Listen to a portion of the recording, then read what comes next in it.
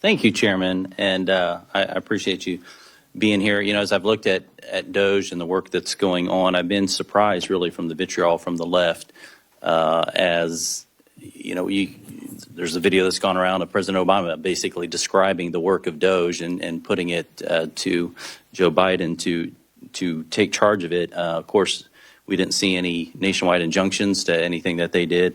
I'm not sure if that's because they didn't do anything, it was ineffective. But now we see things coming to light that really questions we've asked and tried to get from appropriation standpoint. We had asked the bureaucracy, where's these dollars really going to? And we couldn't get the answers. We had an administration that wouldn't work with us, and finally we have one that's not only that willing to work with us, but able to bring technology tools to the table to get it done.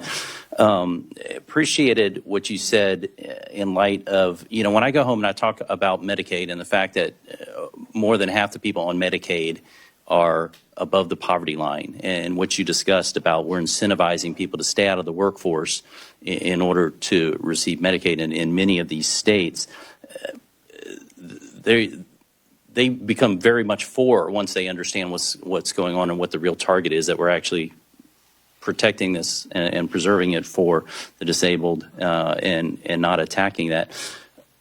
It just seems well within what we need to do in order to back off the 36 trillion. So thank you for your work on that. I had one question in the limited time I had. Someone mentioned that dynamic scoring was kind of like asking the CBO it was to score with dynamic scoring was kind of a gamble. I would submit that asking the CBO to do a score is a bit of a big gamble because their accuracy has been so off. And I would ask if the administration would support, I have a piece of legislation for the CBO to have to include interest cost in their scoring. And then I know Warren Davidson has one on show your work, which they don't do. If the administration would support that. It's a good idea.